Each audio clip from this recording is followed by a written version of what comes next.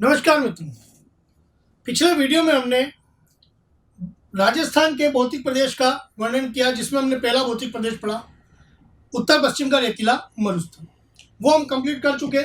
उसमें शुष्क अर्धशुष्क भागों में देखा हमने, उसके हमने बालू का स्तूप देखे, अलग अलग अर्धशुष्क के भाग देखे, कौन कौन से जल संरक्षण की मरुस्थल में विधियाँ हैं वो भी हमने समझी। तो वो भौतिक प्रदेश समाप्त हो चुका था। आज हम दूसरा भौतिक प्रदेश प्रारंभ करेंगे, यहाँ अरावली पर्वतीय प्रदेश। तो दूसरा भौतिक प्रदेश है अरावली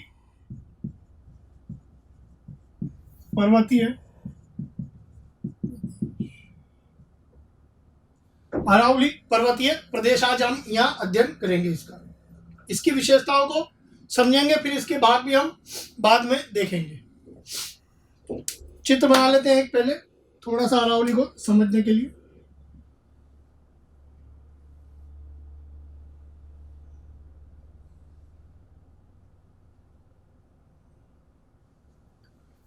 अरावली जो कि मध्य भाग से फैला है,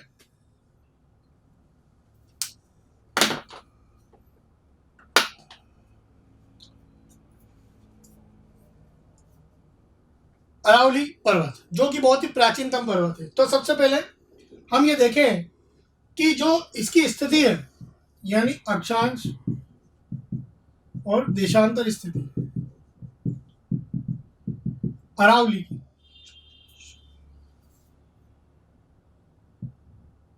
अक्षांश और देशांतर स्थिति हम देखते हैं पहले इसकी, फिर बात करेंगे आगे।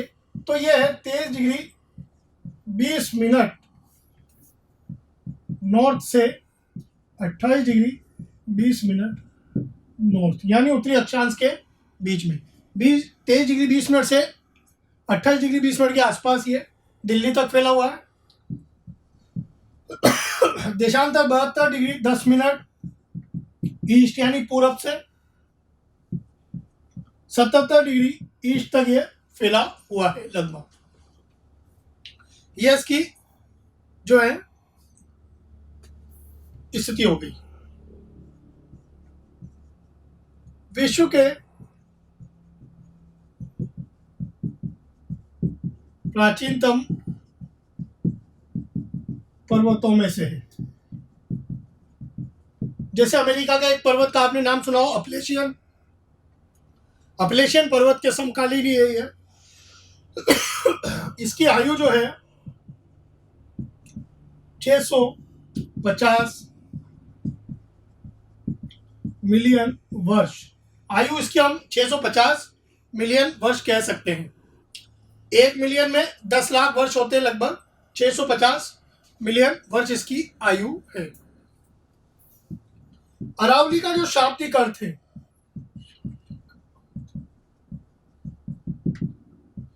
ये जो शब्द है अरावली, इसका जो शाब्दिक अर्थ है वह है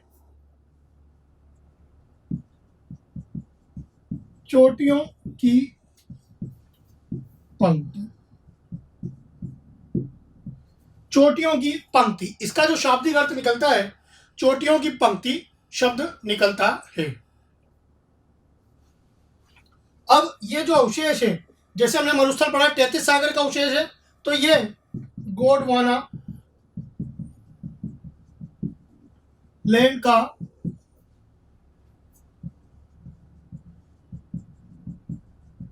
अवशेष, ये गोंडवाना लैंड का, जबकि मरुस्थल 33 सागर का अवशेष था।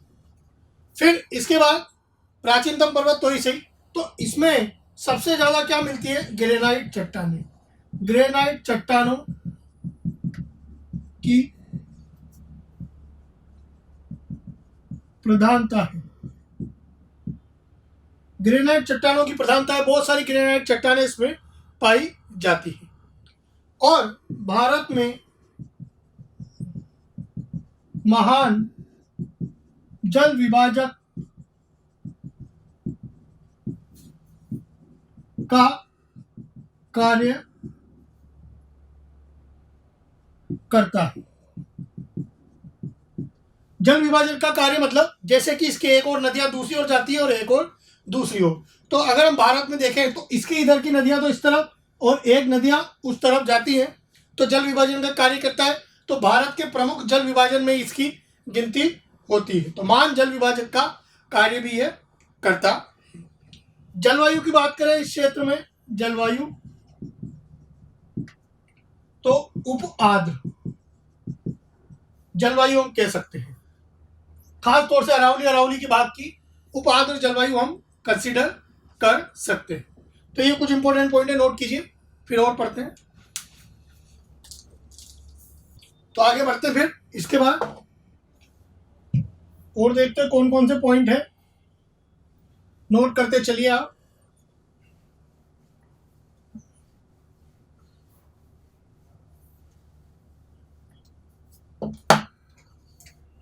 इसके अलावा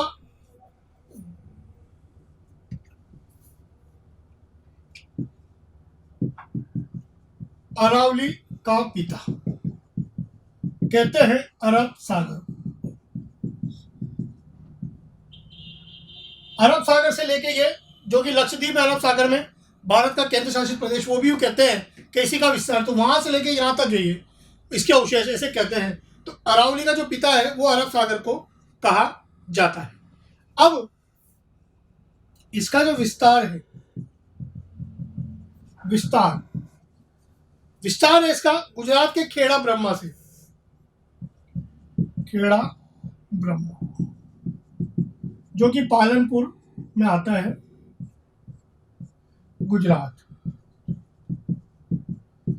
से खेड़ा ब्रह्मा जो कि पालनपुर गुजरात में आता है से दिल्ली तक है इसका विस्तार है, जो कि कुल 692 किलोमीटर तक फैला है। अब इस 692 किलोमीटर में जो है कौन कौन से राज्यों में, देखो विस्तार जो है गुजरात में इसका, गुजरात के बाद ये राजस्थान, फिर हरियाणा और फिर दिल्ली।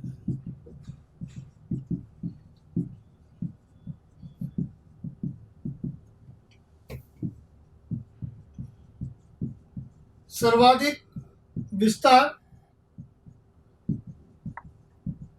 राजस्थान में, सर्वाधिक विस्तार राजस्थान में है। तो राजस्थान में लंबाई जो है इसकी 692 से 550 किलोमीटर। तो राजस्थान में 550 किलोमीटर फैला है, 692 से सबसे ज़्यादा राजस्थान में ये फैला हुआ है। अगर इसका परसेंट निकालो तो ये हो गया 79.48% या 80%। राउंड फिगर में 80% होता है, वैसे एग्जैक्ट है 79.48% का जो इसका भाग है वो कहाँ है, राजस्थान में है इसका भाग। ये इसका फैलाव। अब इधर की तरफ ये चौड़ा है और जैसे जैसे उत्तर पूर्व की ओर जाता है चौड़ाई कम होती है। तो दक्षिण पश्चिम में चौड़ाई अधिक है, उत्तर पूर्व में चौड़ाई कम है। उत्तर पूर्व की ओर बढ़ते बढ़ते चौड़ाई इसकी कम होती जाती है। यह इसका एक भाग। फिर इसकी बात करें, अब जैसे पालनपुर से खेड़ा ब्रह्मा से तो ये यहाँ पे झुंझुनू तक तो क्रमबद्ध है, उसके बाद थोड़ा टुकड़े में है। तो खेड़ा ब्रह्मा से खेतड़ी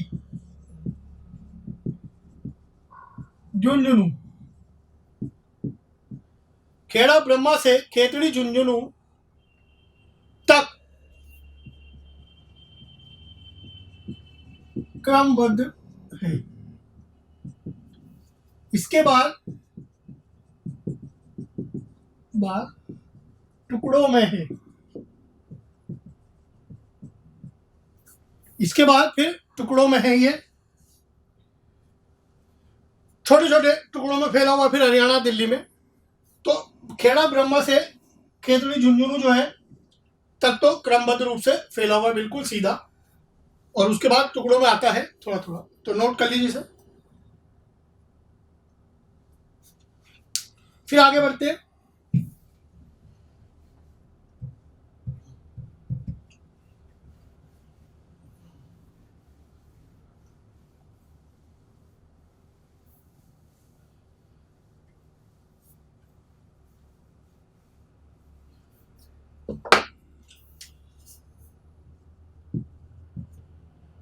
अरावली से लाभ, इससे लाभ क्या है ये देखते हैं हम। इससे जो लाभ है, ये पश्चिमी मरुस्थल को आगे नहीं बढ़ने देता, यानी पश्चिमी मरुस्थल को पूर्व में बढ़ने नहीं देता है, नहीं देता है, पूर्व में बढ़ने नहीं देता है, केवल उसका विस्तार पश्चिम तक ही इसने सीमित रखा हुआ है। अरावली से हानि या नुकसान क्या हुआ, वर्षा में कमी। अब ये वर्षा में कमी कैसे आई देखिए, जब दक्षिण पश्चिम मानसून आता है तो वो इसकी हवाएं समांतर निकल जाती है, तो उनसे ये अच्छी तरह बारिश नहीं कर पाता। लेकिन जब इधर से बंगाल की खाड़ी वाली ये शाखा आती है तो पूर्व में तो वर्षा होती है लेकिन पश्चिम में नहीं हो पाती, तो यहाँ वर्षा की कमी इस वजह से देखी जाती है। बाकी हम इसके बारे में जलवायु में पढ़ेंगे डिटेल में। तो वर्षा की कमी होती है, इसकी जो स्थिति है उस कारण से वर्षा में कमी देखी गई है। अब यहाँ यह राजस्थान के लगभग 9% भाग पर फैला है। 9% भाग पर यह राजस्थान के फैला है, और यहाँ राजस्थान की 10% जनसंख्या निवास करती है। राजस्थान की 10% जनसंख्या इस अरावली क्षेत्र में निवास करती है। अब ये कितने जिलों में फैला है, यह राजस्थान के लगभग 13 जिलों में फैला है। लगभग 13 जिलों में, मरुस्थल हमने देखा था 12 जिलों में, तो यह 13 जिलों में फैला है। यानी सबसे ज्यादा जो पूछा जाए कि कौन सा भौतिक प्रदेश फैला है तो वो अरावली है, जो सबसे ज्यादा जिलों में फैला हुआ है, 13 जिले कवर करता है। अब ये 13 जिले कौन कौन से हैं इसको आप ध्यान से देखना, मैं एक एक जिला आपको बताता हूं कि ये कहाँ कहाँ फैला हुआ है। देखिए, सिरोही, उदयपुर, और इसके कुछ टुकड़े इस तरफ भी हैं, यहाँ भी इसके छोटे छोटे पहाड़ियाँ फैली हुई है, कुछ पहाड़ियाँ इधर भी ऐसे छोटे छोटे रूपों में इधर तक फैली हुई है। तो हम देखेंगे कौन कौन से। देखिए, सिरोही, उदयपुर, उदयपुर के नीचे डूंगर, तो ये तो फैला तीनों था। फिर इधर बांसवाड़ा में नहीं है, बांसवाड़ा में बिल्कुल भी नहीं है। इसके ऊपर प्रतापगढ़ और चित्तौड़गढ़ में है, तो प्रतापगढ़ और चित्तौड़ में फैला हुआ है। प्रतापगढ़ और चित्तौड़ में तो ये बिल्कुल फैला हुआ है, और चित्तौड़ के ऊपर यहां तक भीलवाड़ा में भी फैला हुआ है। अभी तक आ जाओ, राजसमंद और पाली, और पाली में फैला हुआ है। राजसमंद के ऊपर यहां अजमेर और जयपुर में फैला हुआ। मैं आपको पहले भी कह चुका हूं कि आपको जिले, एक एक जिले आपको अच्छी तरह याद होने चाहिए राजस्थान में, जो कि हम सामान्य परिचय में पढ़ चुके हैं। यदि आपको जिलों की पोजीशन पता नहीं है, स्थिति पता नहीं कौन सा जिला कहाँ है, तो आपको काफ़ी चीज़ें, तथ्यात्मक चीज़ों को याद करने में परेशानी होगी, उसके जिम्मेदार आप स्वयं होंगे। फिर तो वो चीज़ें आपको पता होनी चाहिए। जयपुर के बाद इधर अलवर,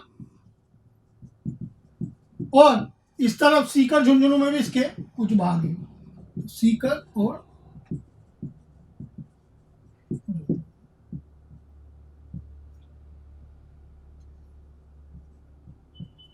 सीकर और झुंझुनू तक ये फैला हुआ है। तो इस तरह से कुल ये 13 जिलों में फैला हुआ है राजस्थान के। अब ये हो गया 13 जिले। तो सर्वाधिक विस्तार इसका कहाँ है? सर्वाधिक विस्तार है इसका उदयपुर में। उदयपुर में। न्यूनतम विस्तार पूछा जाए, न्यूनतम विस्तार कहाँ है इसका? न्यूनतम विस्तार है इसका अजमेर में। सर्वाधिक तो उदयपुर में फैला हुआ है और न्यूनतम विस्तार है इसका अजमेर में। तो सबसे ज़्यादा उदयपुर जिले में फैला हुआ है और सबसे कम अजमेर जिले में फैला हुआ है। तो ये दोनों भी इंपॉर्टेंट क्वेश्चन बनते हैं, नोट कर लीजिए आप। आगे बढ़ते हैं फिर।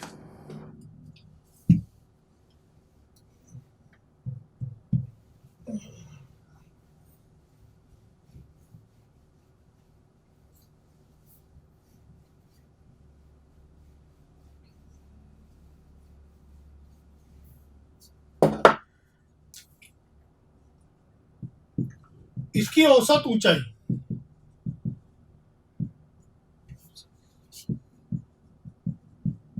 औसत ऊंचाई जो है इसकी वो है 930 मीटर। औसत मतलब अगर सब कुछ ऊपर नीचे का हिस्सा मिलाए तो 930 मीटर का औसत एवरेज आता है। सबसे ऊंची चोटी, सबसे ऊंची चोटी है इसकी गुरु शिखर, जो कि 1722 मीटर है। यह है सिरोही में, जो कि माउंट आबू में है। सबको पता है गुरु शिखर सबसे ऊंची चोटी है। सबसे निचली घाटी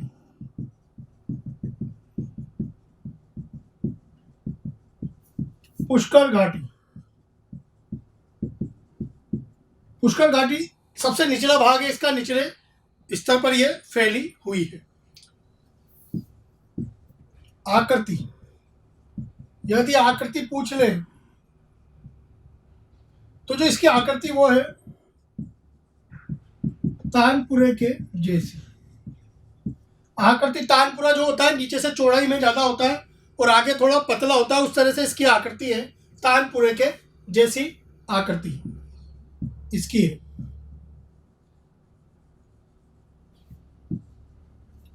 अब और हम देख लेते हैं कि सबसे उच्चतम शहर,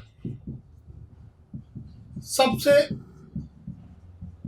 उच्चतम शहर कौन कौन सा है अराउंड।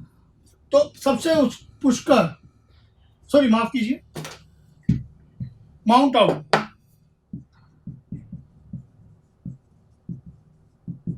फर्स्ट, और प्रतापगढ़ सेकंड। प्रतापगढ़ भी ऊंचा शहर है, तो ऊंचाई में सबसे माउंट आबू, उसके बाद प्रतापगढ़। सबसे निम्नतम शहर, यानी सबसे कम ऊंचाई पर जो है निम्नतम शहर है वह है पुष्कर। जहां पुष्कर घाटी है वहीं पे पुष्कर शहर, एक धार्मिक स्थल है पुष्कर अजमेर के पास, वो महत्वपूर्ण है। तो सबसे ये निम्नतम शहर हो गया है। फिर इसके बाद और देखते हैं। अब इसका जो उत्तरी भाग है, उत्तरी भाग, अरावली का उत्तरी भाग जो है उसे कहते हैं रायसीना की पहाड़ी।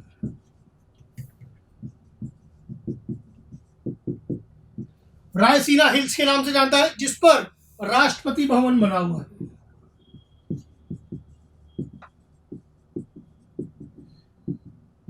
भारत का जो राष्ट्रपति भवन है, प्रेसिडेंट हाउस जो है भारत का, वो इस रायसीना की पहाड़ी पे बना हुआ है, दिल्ली में, इसके उत्तरी भाग पर। इसको रायसीना की पहाड़ी कहते हैं, उस पर राष्ट्रपति भवन बना हुआ है भारत का। तो ये इंपॉर्टेंट पॉइंट हो गए, इसके नोट कर लीजिए आप।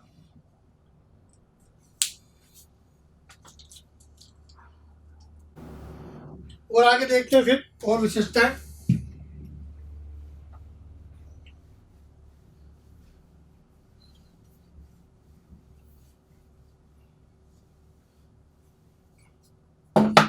अब सर्वाधिक ऊंचाई, वो तो शहर था, ऊंचाई की बात करें, सर्वाधिक ऊंचाई इसकी सिरोही जिले में आती है और न्यूनतम अजमेर में। न्यूनतम ऊंचाई पूरी अरावली की देखें तो अजमेर में इसका विस्तार भी कम है और इसकी ऊंचाई भी कम है, न्यूनतम ऊंचाई। और पुष्कर भी जो आ रहा है, जो न्यूनतम शहर, वो भी अजमेर का ही भाग है पुष्कर, तो न्यूनतम ऊंचाई जो है वो अजमेर में है। वर्षा देख ले इस क्षेत्र में तो लगभग 50 से 75 सेंटीमीटर वर्षा होती है इस क्षेत्र में लगभग। और भी इसके कई सारे नाम हैं, जैसे राजस्थानी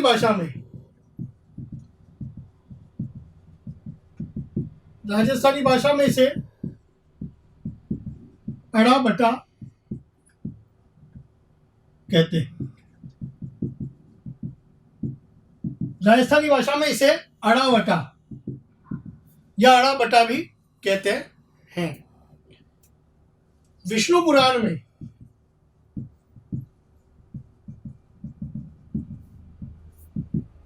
परिपत्र कहते हैं।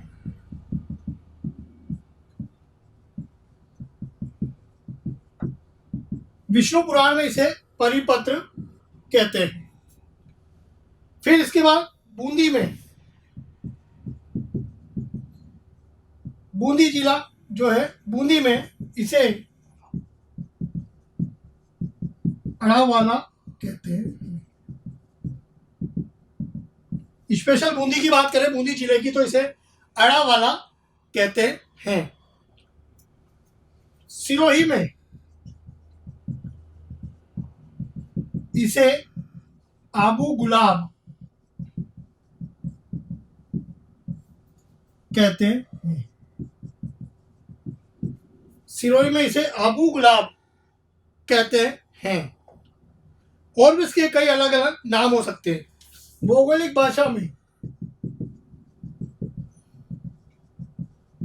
भाषा में आप मेरू कहते हैं। मेरू का मतलब पर्वतीय क्षेत्र से होता है, इसलिए मेरू का तात्पर्य पर्वतीय होता है, इसलिए इसको पर्वत भी कहते हैं। मेरू का तात्पर्य पर्वत से ही है, तो भौगोलिक भाषा में इसे मेरू कहते हैं। कर्नल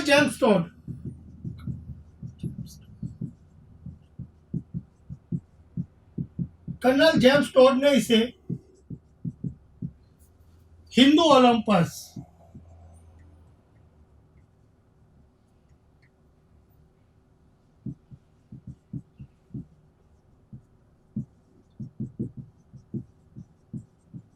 कहा था।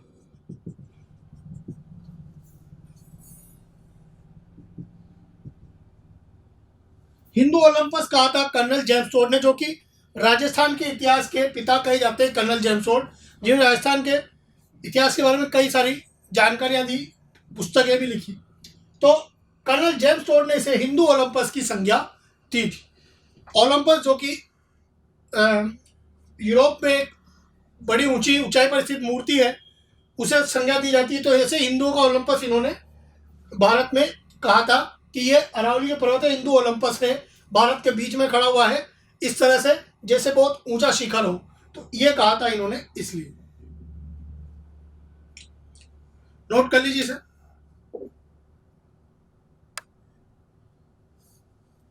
तो ये हमने देखी इसकी कुछ विशेषताएं महत्वपूर्ण। अब आगे देखते हैं अरावली। देखो राजस्थान को दो भागों में बांटती है, वो देखते हैं हम।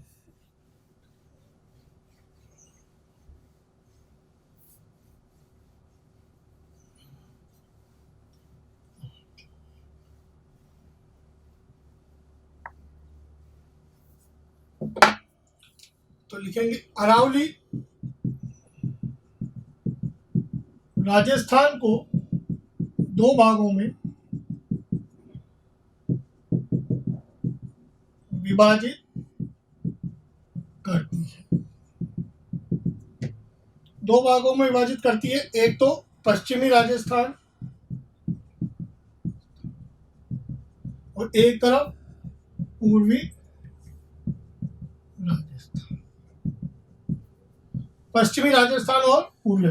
तो इसके अरावली की तरफ तो पश्चिमी राजस्थान और इस तरफ पूर्वी राजस्थान आप देख सकते हैं, स्पष्ट रूप से आपको नजर आ रहा है। अब देखिए इसका जो क्षेत्रफल है लगभग राजस्थान का संदर्भ में इसका क्षेत्रफल 60% ये कवर कर रहा है और जनसंख्या लगभग 40% ये कवर करता है। वहीं बाकी का क्षेत्रफल इधर होगा और बाकी की जनसंख्या इधर। तो क्षेत्रफल इधर है 40% और जनसंख्या है 60%। तो जनसंख्या ज्यादा उस तरफ, तो इधर जनघनत्व क्या होगा, ज्यादा, इधर कम होगा। तो यहां पर जनघनत्व कम होगा, कम, और यहां पर जनघनत्व ज्यादा होगा यानी अधिक, अधिक होगा जनघनत्व। जनघनत्व निकालते हैं प्रति किलोमीटर के हिसाब से, तो जनघनत्व इधर तो कम होगा, इधर ज्यादा होगा। अब इसमें 13 जिले आते हैं और इसमें लगभग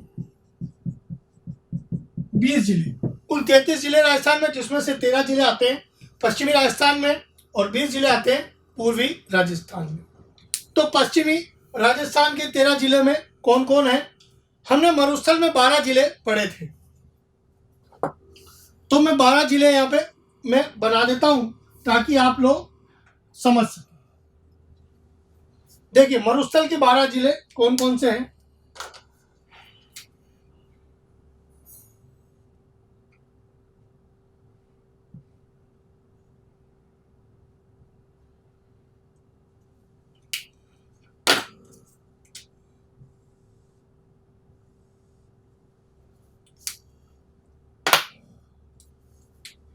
जैसलमेर, बाड़मेर, जालौर और सिरोही। यह हम बात कर रहे हैं पश्चिमी राजस्थान में जो 13 जिले, इनकी गिनती करवा रहा हूं मैं, केवल इन्हीं की कराऊंगा, बाकी के 20 जिले तो आ गए पूर्व में। तो सिरोही जो है पश्चिमी राजस्थान में आता है, लेकिन मरुस्थली जिला नहीं है, मैं आपको बता चुका हूं जहां हमने मरुस्थली प्रदेश पढ़ा। बाकी 12 जिले जो है वो आते हैं यहाँ पे, बीकानेर, फिर जोधपुर और पाली, फिर यहाँ पर गंगानगर, हनुमानगढ़, चूरू, झुंझुनू और सीकर, ठीक है। और यहां पर है नागौर। तो ये जो मैंने बनाए हैं इसको आप जूम करके देख लीजिएगा। इसमें जो ये जिला है सिरोही, ये मरुस्थली नहीं है, ये पर्वतीय है। बाकी 12 जिले मरुस्थली हैं, टोटल 13 जिले पश्चिम में, जिनमें से 12 जिले मरुस्थल है और सिरोही पर्वतीय है। तो 13 जिलों के नाम एक बार मैं यहां भी लिख दूं, आपको समझ में आ जाएगा। तो मैं नाम लिख देता हूं, जैसलमेर, बाड़मेर, जालौर, बीकानेर, जोधपुर, पाली, पाली के बाद नागौर, नागौर के बाद गंगानगर, हनुमानगढ़, फिर इसके बाद चूरू, झुंझुनू और सीकर। ये सब 13 जिले। सीकर के बाद सिरोही। सिरोही आपको पता है, मैंने बता दिया है, जो सिरोही है ये पर्वतीय जिला है। सिरोही पर्वतीय जिला है, ना कि सिरोही पर्वतीय जिला है, ना कि मरुस्थली। ये सब मरुस्थलीय जिले हैं और सिरोही जो है वह पर्वतीय जिला है, बाकी ये मरुस्थल यहाँ तक है। तो 12 जिले तो मरुस्थल में आ रहे हैं और एक पर्वतीय जिला आ रहा है पश्चिमी राजस्थान में। बाकी के 20 जिले इस तरफ जो है वो आप कहें तो मैं लिख देता हूँ, लेकिन आप पढ़ने की कोशिश जरूर कीजिएगा मैप से। तो 20 जिले कौन कौन से हैं, तो इस तरफ आप देखिए, यहाँ पर अलवर, जयपुर, अजमेर, फिर अजमेर के नीचे राजसमंद, उदयपुर, फिर इधर नीचे उदयपुर के नीचे डूंगरपुर और बांसवाड़ा, फिर आ जाइए प्रतापगढ़, उसके ऊपर चित्तौड़ और भीलवाड़ा। ठीक है, फिर इसके बाद इधर आ जाइए भरतपुर, धौलपुर, इधर बीच में दौसा, करौली, सवाई माधोपुर, फिर इसके नीचे सवाई माधोपुर के नीचे टोंक, फिर कोटा, बूंदी, बारा और झालावाड़। ये 20 जिले हैं पूर्वी राजस्थान में, और ये 13 जिले हैं मरुस्थल में, सॉरी पश्चिमी राजस्थान में, जिसमें से 12 जिले मरुस्थल के और 13वां जिला जो है पर्वतीय है। तो ये एक क्लासिफिकेशन है पूर्वी और पश्चिमी राजस्थान का। तो ये चीज आप ध्यान जरूर रखिएगा, नोट कर लीजिए इसे। तो ये अरावली पर्वत के बारे में हमने इसकी विशेषताएं देखी आज। आशा आपको बात समझ में आई होगी। अब हम इसके विभाग पढ़ेंगे अलग अलग, और इसकी चोटियां भी देखेंगे, कौन कौन से विभाग में कौन कौन सी चोटियां हैं वो पढ़ेंगे अब अगले वीडियो में। जब तक के लिए धन्यवाद और जय हिंद, जय भारत।